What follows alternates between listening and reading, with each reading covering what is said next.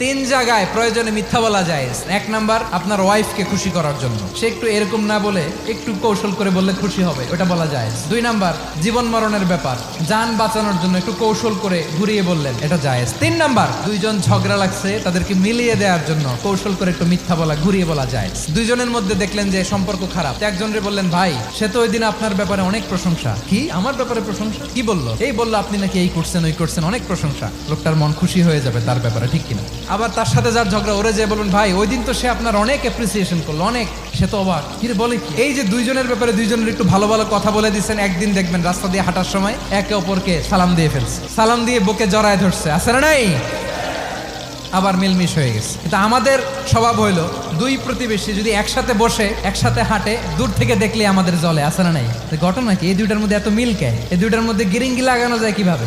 আল্লাহর কাছে তওবা করেন, এই মানসিকতার যেন আমরা না হই, আমরা মিলিয়ে দিব।